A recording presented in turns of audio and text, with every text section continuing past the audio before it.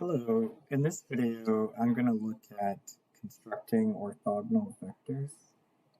So here in the diagram we see that there are two vectors v1 and v2, of which we can also observe that v1 is parallel to w. Now in any case, the way in which that we define our vector v is that we would say that first of all that v is equal to v1 plus v2. Now we also, furthermore, based on our observation of these two vectors, we have that the v1 is a scalar multiple of w. Now in any case, if we can figure out what the scalar multiple alpha is, then we would have our two orthogonal vectors. Now in actuality though, one way in which that we would do this is that we would start off by saying, well, take the vector v, dot it with w, and that equivalent to v1 plus v2 multiplied by our dot w, and we get v1 dot w plus v2 dot w. But if we look at this diagram right here, v2 is orthogonal to w, so that means that this goes away.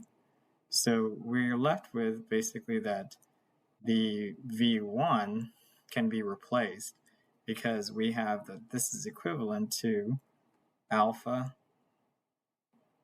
w, but dot w.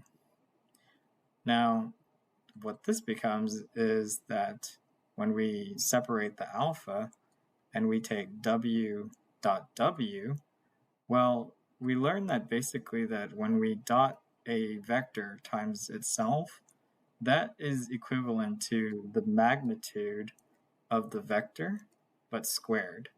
So here we have that the alpha,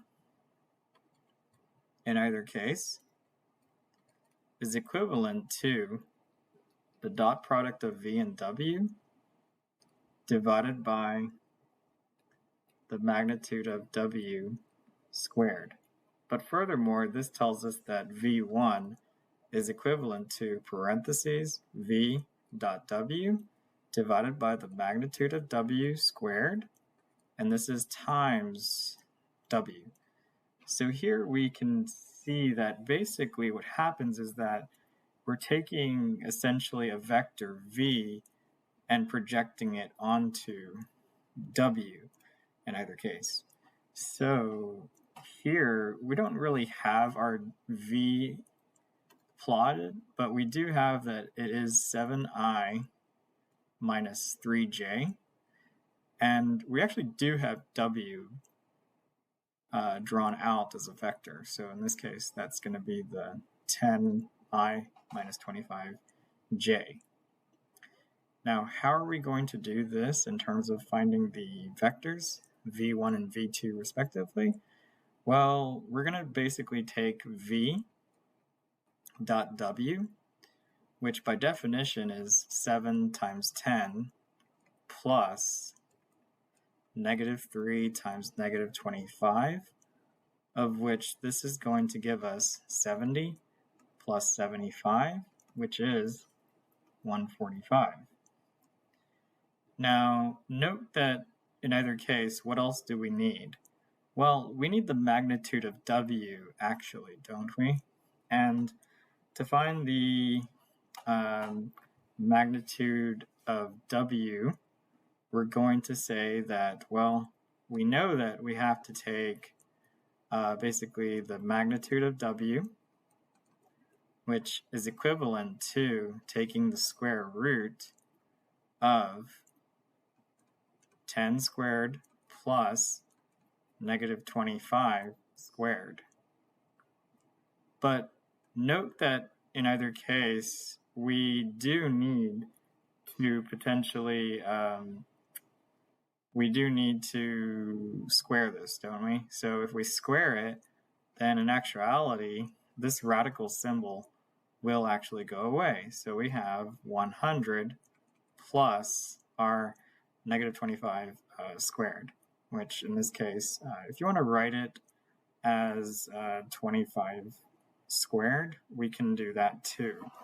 But let's go ahead and figure out that computation.